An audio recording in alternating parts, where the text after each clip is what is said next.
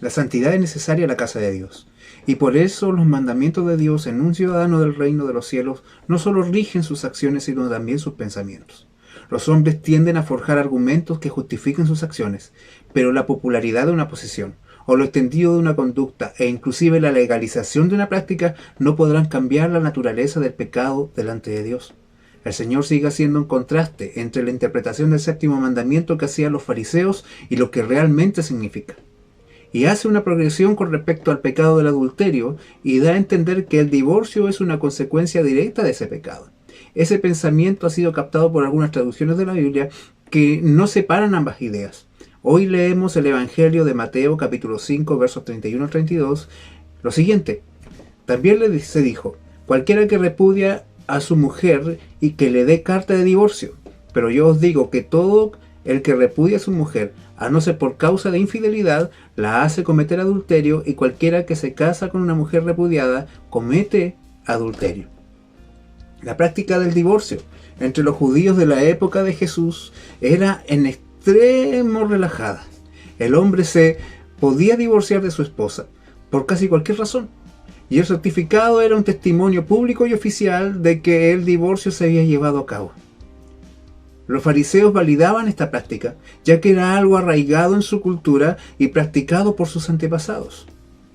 Con esto se deja ver la falta de rigurosidad de la interpretación de la ley y también lo adormecida que puede llegar a quedar la conciencia por causa del pecado, ya que algo que debiera ser sagrado no resistía a un simple documento emitido por un hombre.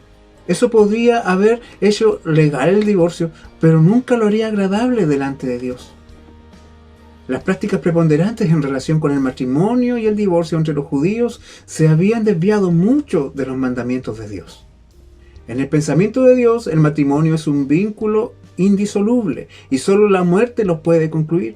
Cuando Moisés dicta la norma de la carta de divorcio en Deuteronomio capítulo 21 del verso 1 al 4, establece que hay una causal que puede eventualmente justificar la disolución del vínculo. Y esa excepción, y no el mandamiento, es la excepción y no el mandamiento, es lo que se convirtió en el énfasis de los fariseos en torno al matrimonio. Y lo interpretaron de forma tan amplia y madura que dio lugar a toda forma de abusos. El Señor explica que la única razón válida para terminar el vínculo matrimonial es la existencia de la infidelidad. Pero tanto Moisés como el Señor advierten que aún allí la opción del divorcio debiera ser seriamente considerada antes de tomarla, pues las consecuencias son abrumadoras. Y las responsabilidades ante Dios se mantienen. No hay exoneración. No es un estado de libertad, pues el Señor dice que cualquiera que por cualquier motivo que no sea el indicado le entrega carta de divorcio a su mujer, hace que ella adultere, y el que se casa con la repudiada comete adulterio.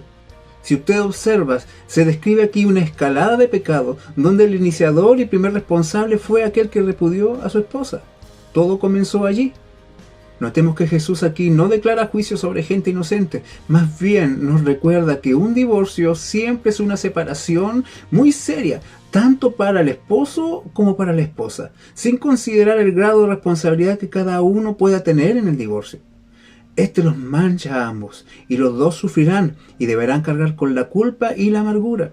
Con esto queda claro que no es tan fácil como un nuevo comienzo, como libremente o ligeramente tienen en mente el hombre en este tiempo, como fue también en aquellos años.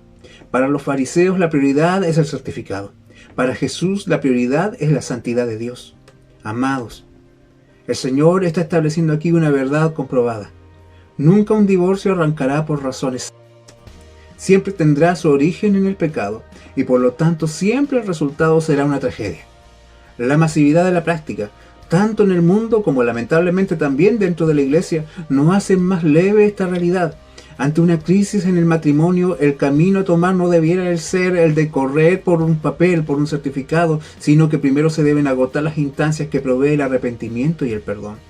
Sin duda, como el Señor dice, la dureza del corazón del hombre fue la razón que generó la necesidad de legislar sobre este tema, pero el plan de Dios es algo inviolable. El divorcio existe porque el pecado existe. Y lo popular de una práctica, las masivas opiniones favorables o las leyes del Estado pueden expresar la voluntad del pueblo, pero como cristianos nos debemos someter a la ley de Dios en cada uno de sus mandamientos. Sin duda es un desafío permanente, pues Dios ve siempre nuestros matrimonios como sagrados, pero tenemos en el Señor y su palabra una fuente de gracia y luz que nos puede guiar en cada aspecto de la vida del reino. Que el Señor les bendiga, la gracia y paz de Dios sea con cada uno de ustedes.